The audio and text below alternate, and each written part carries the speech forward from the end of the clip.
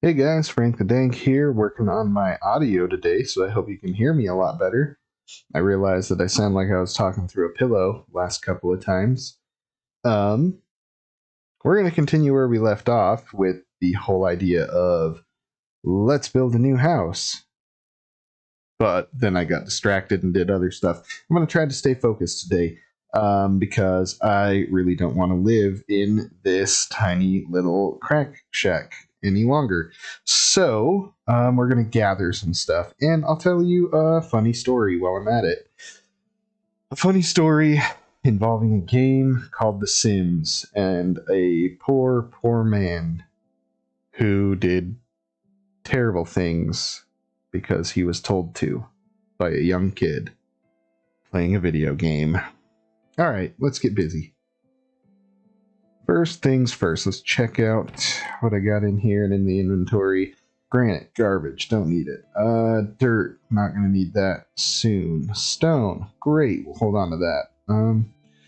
You know what? My map. Let's real quick, let's create a map. Whoa, look at us. Alright, put it away. There, now we have a map. Put our iron in here. Sticks.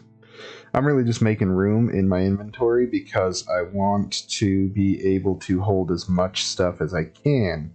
Because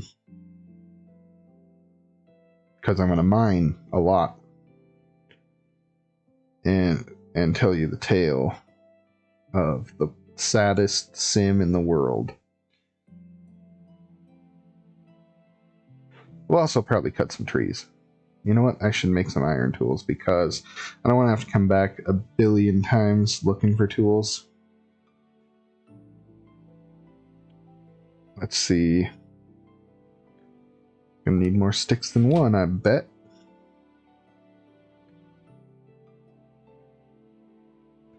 About a dozen. 16, because I screwed that one up.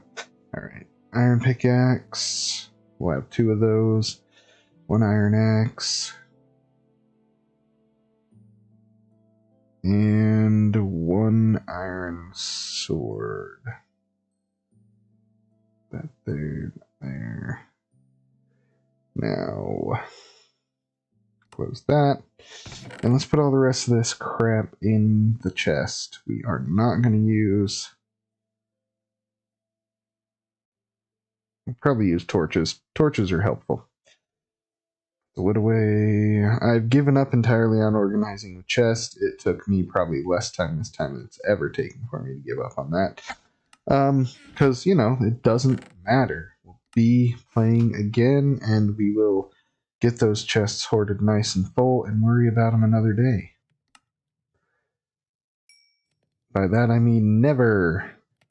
Also, today, I'm going to take the advice of my brilliant daughter, and I'm going to link all of my social medias in the video description to make it easier for you guys to find FrhanqTheDanq on social media and see and hopefully share some of my really awesome memes that I make completely myself. Obviously, I use meme templates, but I come up with the thoughts and the ideas myself. So check those out, like them, share them, do whatever.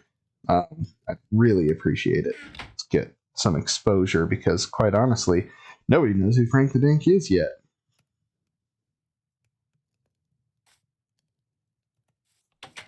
All right. Let's go with up here in the cavern. Or down there. Let's go down here in the cavern. The tale of the saddest sim on the planet. A sim that I created when I was just a kid on The Sims 1 for GameCube. Like, this was a very good game for its time, and it was very fun to play. You didn't need to be super, like, you know, techie or anything for it, because it was just basic controls and telling a little imaginary guy what to do. So it was really fun. Make this 2 blocks wide at least. And on that game, I played it and I got through the story and I got a sim with all of his stats fully upgraded. And I did so with the help of another sim lovingly named Mr. Slave. And he was not any sort of a minority. He was just a regular old sim, just like my sim. In fact, they were like identical twins, but one of them was the character that I cared about, and one of them was my throwaway guy to basically do all the housework and earn the money while I worked on my skills and stuff, right? So he was not ever allowed to sleep or eat unless it was leftovers that my main dude left laying around for him. And he would sleep when he would finally pass out from exhaustion, because on The Sims, that's what you do. If you never go to bed, your character will literally just fall asleep on the floor. And there's only a couple of rooms in the house where he could actually stay asleep, because my sim always had music blaring, because that would make it so your little fun meter would stay full and you didn't ever have to like entertain him. So I made that like a constant. There was only like the bathroom or something. If he would fall asleep in the bathroom, he would get to sleep until my guy would come in and wake him up. Or sometimes, just because I thought it was funny because I was a kid and it was mean, I would go and put a radio in and like make my guy turn it on and start dancing to wake him up. And you know, your sim character gets very frustrated when that happens, and it's super funny. So I would do that. And then I got to the point where I had maxed out all the skills in my main guy, and I was done with Mr. Slave, my good buddy who helped me through it all. And so I was like, okay, what can I do with this guy? I've like literally made his life miserable. He's done nothing but gone to work, and he's always tired, and he's always hungry, and he reeks because he doesn't use the bathroom. He just, you know, urinates on himself and stuff and sleeps on the floor. And you know, we're gonna find a use for him though, because it's The Sims and that's what you do. So I take the guy and I get a swimming pool with a diving board. And in the old Sims, you could place furniture directly next to your swimming pool and people couldn't get out. The problem was, if you didn't have a diving board, people couldn't get in either. But if you had the diving board, you could tell your sim to dive in, and they couldn't get out over the diving board, and other people could get in. So I put the poor guy in the pool, and I made him swim. And I made him invite other sims who would come by the house into the pool, and they would swim. And they couldn't get out of the pool. And I kind of like was curious, is my sim gonna drown? Well, as it turns out, on that old game on the GameCube, there was no mechanic to allow your sim to drown, so they would just basically live forever in your swimming pool. So I just went ahead and kept him there, and I kept calling more and more and more sims over. And like with my main guy, I'd like throw a house party and invite everyone in the neighborhood over, and then I'd use Mr. Slave in the pool to invite them into the pool, and I just kept them there. Because that's what you do on The Sims. You do messed up stuff, and anyone who doesn't is only saying they don't, and they're a liar, because that game just makes it way too easy to be a bad person. So I kept them all there in the pool, just swimming endlessly forever, hungry, tired, exhausted, but having a lot of fun, because swimming kept your fun meter full. And they also were not lonely, because the entire neighborhood was there. Literally every living sim on that memory card for that GameCube was in my pool at that time, and I thought that was pretty cool. So I kept them there for like years. Not like Sims years, how the days go by in like 12 minutes or something like that, but like literal years of gameplay. I kept them and just left them in the pool. And then one day, as I was like, you know, older, 15, I was like, I'm gonna like delete all these couches around the pool and see what happens to these guys when they get out. So their endless lap in the pool was soon to actually end. And so I got ready. I went and checked my guy, Mr. Slave's stats, and he was just literally everything was bottomed out that could be, except for like his socialization, which was full, and his fun, which was full. I think the hygiene was full too because you're in the pool.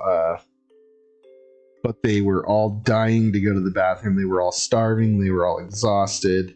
And they were all extremely uncomfortable. So I delete all the couches. And I just watch as all of these Sims, like 40 or 50 Sims, just rush to the edges of the pool. Because like, it pauses the game while you're in like build or buy mode.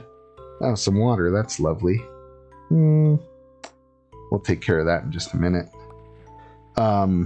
So yeah, it just pauses the game in build or buy mode. And so everybody's just frozen as I'm deleting these couches and stuff.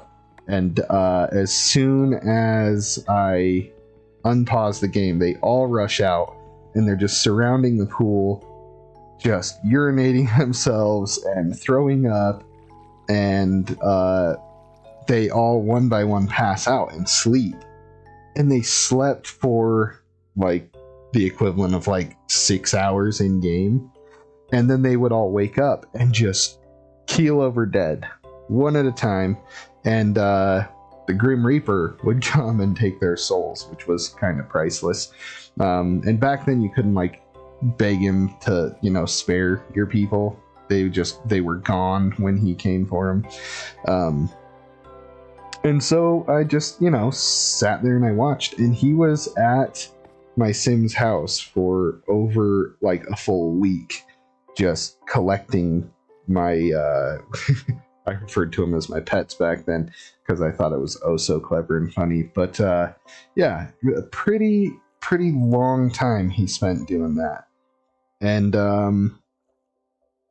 I could not help but think that was just oh so funny. So I let it happen. And then you get a headstone for every Sim that dies on your property. And so I had a ton of them. And as it turns out, when you have those... Sorry, I wasn't paying attention and almost drowned myself. When you have those, the Sim's ghosts will like come and haunt your Sim's house. So naturally, I had the most haunted house probably ever in The Sims because I had all these ghosts of innocent people that I had kept in my swimming pool for, you know, what would have been in Sims 10. Because your Sims did not age in The Sims 1, for GameCube at least. It would have been like literally 1,000 years for them that they were swimming in this pool. And I just remember thinking it was so funny as a kid. Now I look back, it's like, that's kind of messed up. But at the same time, I'm also like, it's a game, and, you know, the people who created it knew that people were going to come up with these things. And even still, like, you can do some pretty messed up stuff on The Sims. I have not actually played The Sims 4. My wife and my kids play it. But I'm definitely looking forward to seeing what kind of mean things I can do on that.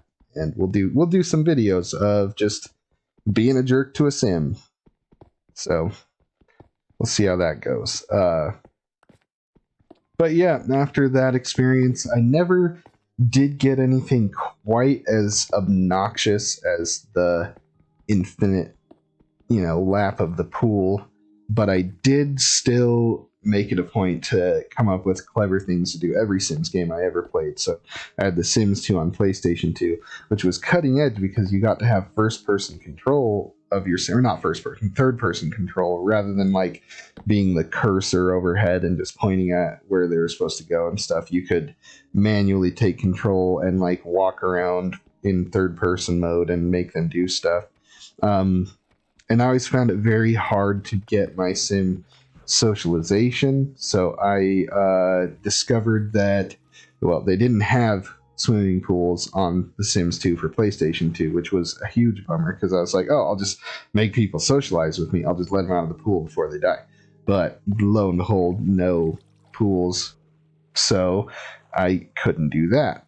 Boy, this really ended up sucking. I'm gonna have to redirect here. Reroute. Don't go past the ugly D, right? All right. So, anyways, I ended up completely changing my plan as far as what I was gonna do. But they had hot tubs in that game, and you could get a big, like, 8-person one. So I discovered that I could invite people into the hot tub and then place just a chair or a lamp behind them, and then they couldn't get out of the hot tub. So then whenever my guy needed to socialize, I would just go throw him in the hot tub with all the neighborhood friends, and they'd sit there and they'd chat forever and have a good old time. And when my guy got tired of it, he'd just hop out and go about his day. And in this game, you could just, if your sim died, you could just have one of your other sims go and beg the Grim Reaper to spare him. And if you do it enough times, he would. So I just did that every time one of the sims in the hot tub would end up escaping because I'd move the lamp or the chair or whatever. They would die, and then I would go and beg the Grim Reaper to spare them. And this worked out way better too, by the way, because in The Sims you can make the time go super, super fast, but it can only go super fast if all of your controllable characters are sleeping or at work. And all those years that Mr. Slade was in the pool, I couldn't make the time go that fast. So that really dragged me down, I felt, as a tyrannical, horrible ruler of my sim neighborhood. It really messed me up. But, you know, in The Sims 2, with the hot tub and placing the chairs by the hot tub, I could just get out of the hot tub and leave the Sims there that were there. I didn't have to be there with them. So I didn't have to have a controllable character in there. I could just invite people from around the neighborhood. So I just left them there all the time. And then when, like, I needed them for something, I just let them out, they'd die, and then just go beg the Grim Reaper to spare them. And he would. Eventually. I mean, sometimes you have to do it a bunch. Or you could challenge him to a fiddling contest, so that was pretty fun too. But I'd love to go down here, but I also know I'll die if I do. Like, that looks like a fun place to explore. We'll work our way down there. It's fine. So yeah, I ended up, like, I just couldn't, turn from my evil ways, apparently. So on The Sims 2, I kept everybody in the neighborhood in hot tubs because, that's what you do when you play The Sims, is you just make people miserable. And you keep the neighborhood as your pets. Why not? It's no different than, like, people play Minecraft and you make an iron farm where you trap all the villagers in little holes around, like, this big platform with flowing water that, like, they all gossip about the iron golems and make them spawn and stuff, and then the water washes the iron golems into campfires, and they die, and the iron drops into hoppers, which puts it into a chest. And like, it's like stuff that you look back as an adult and like, boy, if my teenager was doing this, I'd be a little concerned. But then at the same time, I'm like, you know what? I turned out I've never hurt anybody. I've never thought of it. So, people claim video games make you violent. Video games don't make you violent. That's the dumbest thing I've ever heard. Also, on the subject of video games and what they do or don't make you do, don't ever let anybody try to tell you that you're too old for video games or the video games aren't something you should be playing, because reality is video games are great, and it doesn't matter, like, what kind of person you are, video games are fun. That's just the facts of life. That is crazy. Is that all lava? Yeah, it's gotta be. It's so weird. But anyway, like, people, especially like young guys, if there's young guys listening to this and somebody who's like, oh, can't play video games, you gotta be a real man, don't listen to that. That is the stupidest thing in the world, because, like, you do not, like, you can be manly or whatever and play video games, or you just don't have to be like a macho, dude, who cares, right? But, like, I work on cars and you know, build stuff with my hands, and then I can go home and I play video games, and I love it. So, you know, I've done all sorts of crazy stuff with video games. That looks like a structure of some sort. I'm supposed to be collecting materials. Speaking of which, how am I doing? I got lots of stacks of cobblestone. Let's go put these in the furnace before we jump down here and die or something. I think I'll keep a stack and I'll jump down there and try to block my way back up. Maybe I'll put everything in the chest so that if I do die, it's no harm, no foul. Just lose a stack of blocks, you know? Because I don't want to start over. There's a reason I don't play hardcore mode. Oh, it's the middle of the night. There's a zombie. It'll be fine. I'll live. I'm still not super used to the controls on the PC, so I kind of suck at fighting mobs still. Like, I'll just run right past them because, oh, there's a creeper. I've yet to, like, successfully kill a creeper on the PC. I'm doing the same strategy. Okay, good. Doing the same strategy that I would on the Switch. You know, smack them and back away. But, yeah, I don't play hardcore mode because I'm not the kind of person that can be okay with it. Like, oh, I died. That's okay. I'll just start my whole world over again. Doesn't work for me. Not gonna happen. Not good enough. Look at that. We have successfully mined a buttload of materials to work on building a house with. And you know what we're gonna do is we're gonna make 4 more furnaces. And we're gonna have double stacked furnaces. God, I should have used the cobbled deep slate to make the furnaces because I'm pretty sure you can. Gonna have to move my torches. Oh no, actually those torches are purely decorative. I don't even need those. So let's put some more furnaces up here. Oh yeah, that's right. I guess I do have a limiting factor. I don't have enough coal to run all these furnaces, but oh, I turned them all into. You ever just let yourself down like that? Guess that's what I get for being a video game playing grown man.